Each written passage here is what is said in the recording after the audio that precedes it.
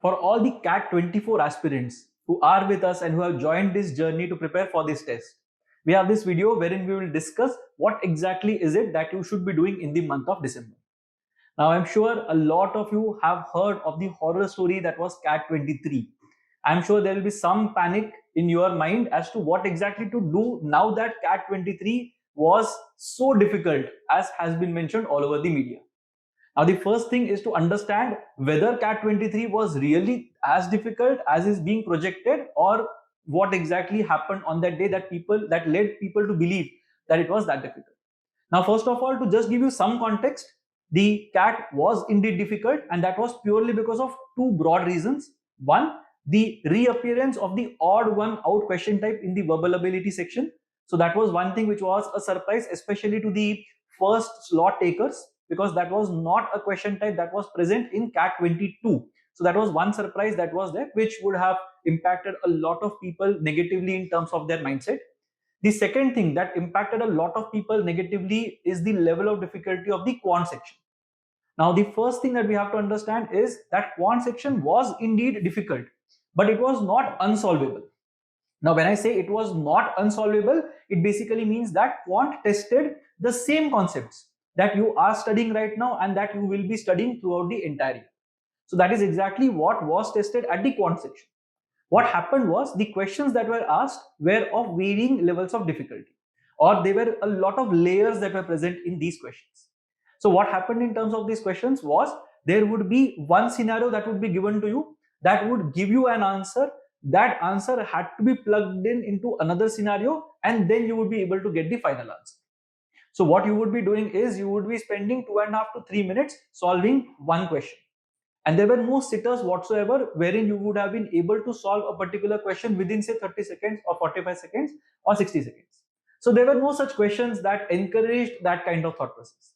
So you would see a lot of people struggling throughout the entire section, and at the end of the day, because you would be spending 3 minutes solving each question that you put your hands into, you would essentially have solved maybe 9 or 10 questions with some dent in your confidence, right? So that is basically what happened, and that was what led people to believe that the test was definitely on the difficult side.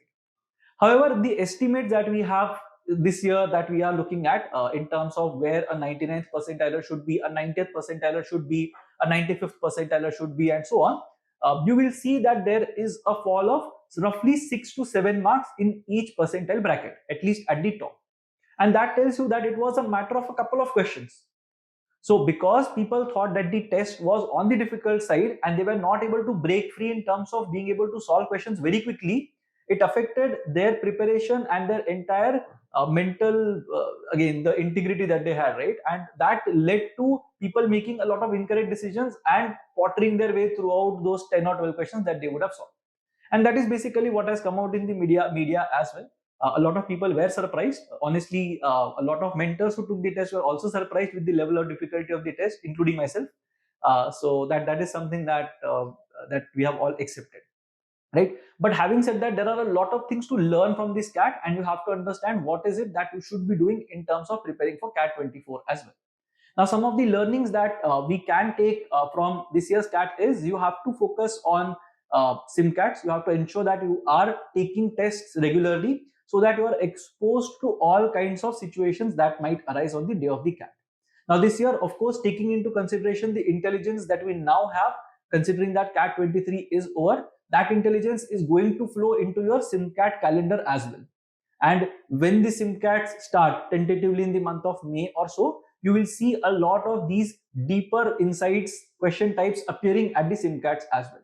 So be mentally prepared for the SIMCATs and take these SIMCATs religiously, because they will expose you to all kinds of scenarios that you might face on the day of the test. You should also not have any weak sections or areas. Now, this year what happened was algebra had a lot in terms of the number of questions that appeared and the depth that was tested. Now, if someone had gone with the thought process that algebra is indeed a difficult bit and I don't really want to focus on algebra at all, then you might have been in for a surprise, because there would have been 7 or 8 questions consecutively that you would not have been able to answer in the test. And that creates a lot of pressure on yourself. So ensure that there are no weak areas or sections come the CAT 24. You are mentally prepared to deal with a test that has a lot of, say, modern maths or say a lot of number theory in it, instead of just relying on arithmetic to build your score. So make sure that you're not focusing on only one or two areas to build your score. You also have to ensure that you have a plan B in place, because if something like this happens in CAT 24, let's say for example, then you might not want to be in a situation wherein you have to do well at the CAT, or otherwise you do not really have a plan B. You have to ensure that if you are going to get a placement, join the organization, stay put for the better part of the next year, fight it out. I'm sure that you will be able to manage your studies and your work simultaneously. If things become extremely difficult for you, then you can always plan to quit the organization, but make sure that you are keeping yourselves occupied and you have a plan B just in case CAT does not turn out well. Also focus on all the ADMATs that are there. So in addition to CAT, I would strongly recommend that you also look at ZAT, SNAP, NMAT, CMAT if it exists till then, MyCAT, and so on, till the time you are confident enough of having a pool of tests that you will be able to crack, and you have a confident enough pool of colleges that you can get into. So make sure that you have all these plans in place, right? And the last thing that I want to talk about in terms of the learnings from CAT 23 is you have to stay motivated throughout. Just because CAT has been reportedly said to be difficult does not mean that it is going to be difficult for you as well, right? CAT 2018 was the last CAT that I thought was on the difficult side, and it did not encourage a lot of free flow in terms of people being able to solve questions. But CAT 2019 was easily manageable, and it was again one of the easier CATs that had appeared ever, right? So make sure that you don't let the CAT 23 difficulty level affect you mentally. That is the first thing that you have to look at, right? Now, in terms of what exactly will we be doing from our end, we will definitely incorporate a lot of special sessions at a modular level. That is what we have been planning for, in terms of how to take these learnings from CAT 23 and make sure that the CAT 24 aspirants are mentally prepared to deal with these kind of eventualities. So algebra was difficult this year, but what if geometry is also difficult next year? Then how to react to that, right? So all those things will be covered in these extra sessions, extra sheets, extra post module exercises that we are going to do, wherein you will be able to handle these surprises in a better manner next year in case they happen, right? So that is one thing that will be there.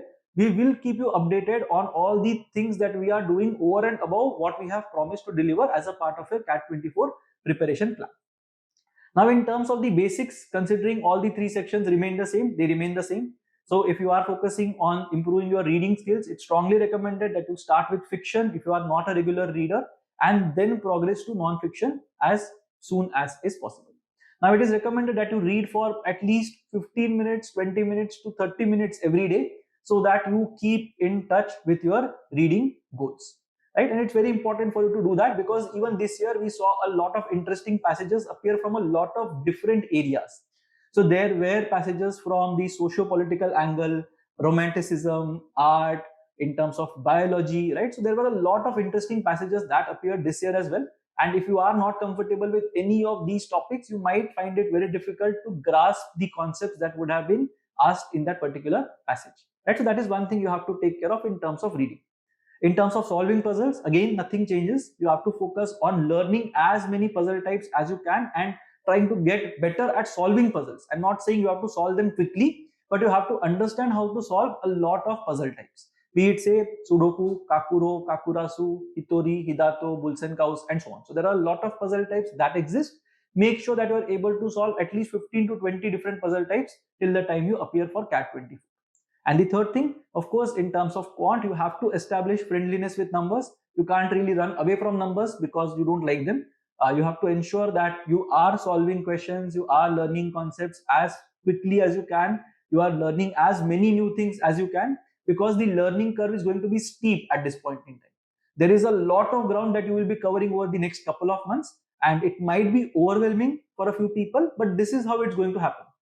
Once you reach the month of April or May, you will probably be learning 1 or 2 concepts every week instead of the 15 or 20 concepts that you are going to learn every week if you are starting now. So that is what you have to keep in mind. The initial hurdle is going to be the most difficult to cover, but if you stay put for the next couple of months, I think it will do your confidence a world of good, right? So that is basically what we are doing in this particular context. Now, those of you who are a part of the IMS ecosystem, again, as I said, nothing changes. You have to focus on your pre-class concept videos and theory before you turn up for the class. You will be solving class exercises inside your class. After the class, you are looking at practice exercises without the presence of the timer. You are then looking at benchmarking tests wherein you are going to improve with each topic as you progress. And then, of course, we will move on to bigger things in life once the mock season starts. So just ensure that you are absolutely clear with all the concepts that are there in modules 2 or module 3 by the time the SimCAT season starts in the month of May. So till then, keep doing your regular things. Keep on working on your basics at a conceptual level, be it in terms of reading, solving puzzles, or establishing friendliness with numbers. And beyond that, do not worry about what has happened in terms of CAT 23. Once the results come out, once we have more clarity on what exactly happened in terms of CAT 23 and how people fared and reacted to the surprises that were thrown at them, we will definitely have a lot of new things that will be coming up for you in terms of preparing for CAT 24 with the learnings from CAT 23. So keep preparing, and I'll see you again next month in a similar video. Till then, all the best.